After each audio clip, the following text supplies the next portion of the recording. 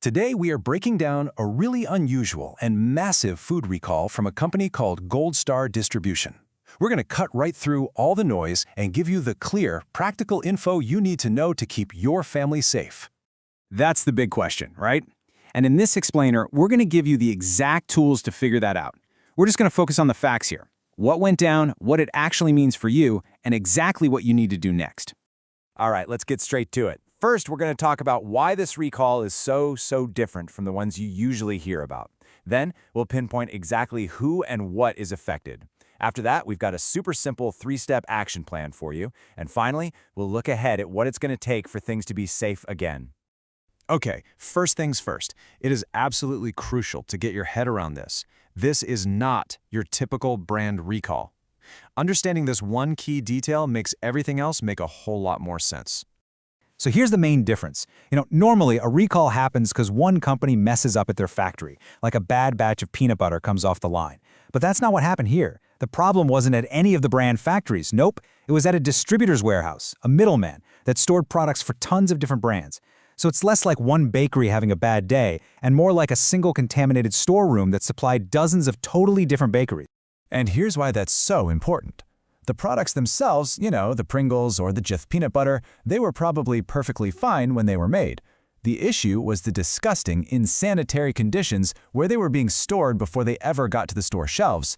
The FDA went in and found evidence of rodent and bird contamination, which of course creates a serious risk for things like Salmonella.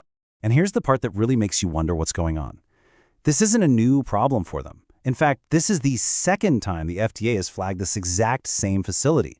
Back in 2018, an inspection found, and I'm quoting here, rodent excreta too numerous to count, along with other identical violations. The fact that this happened all over again, well, that raises some pretty serious questions. So let's get into the nitty-gritty. Who really needs to be paying attention here, and which products are actually on this enormous recall list? Okay, first, take a deep breath because this is not a nationwide recall. It's actually very localized.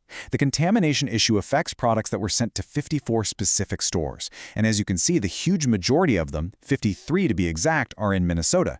Then there's just one in North Dakota and one in Indiana. And we're mostly talking about small, independent and specialty markets here, not the big national chains.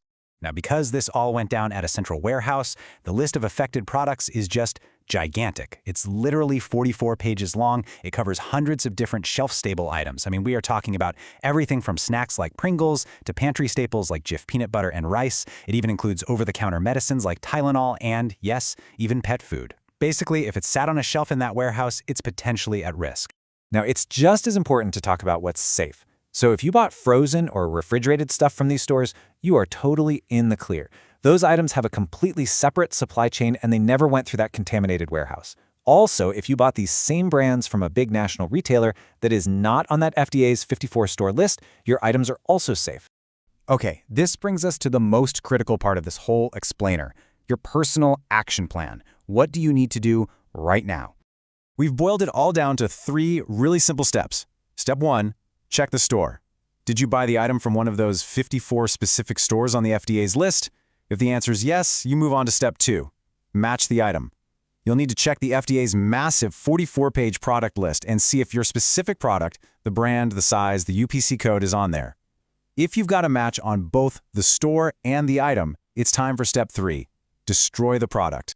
And this part is so important. And it's a direct instruction from the FDA. Do not eat the product. Don't feed it to your pets. And whatever you do, do not return it to the store. If you bring it back, you could risk cross-contamination. The only right move here is to dispose of it safely, preferably in a sealed bag. But wait, before you throw it out, pull out your phone and take a clear picture of it. Make sure you can see the product's label and the UPC code. That photo is your proof of purchase and destruction. You're going to need it when you call Gold Star Distribution at the number you see on your screen to ask for a refund. All right, finally, let's look down the road a bit. After a major failure like this, what does the path to safety even look like?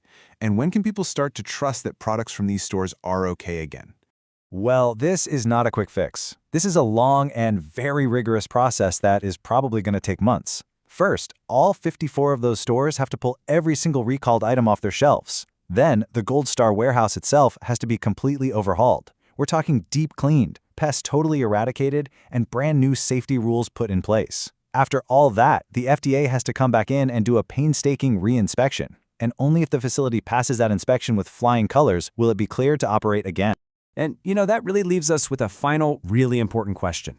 This whole mess isn't just about one recall. It's about a serious breakdown in our food supply chain.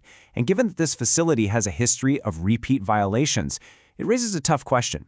What does real accountability look like? And what on earth will it take for a distributor like this to truly earn back the public's trust?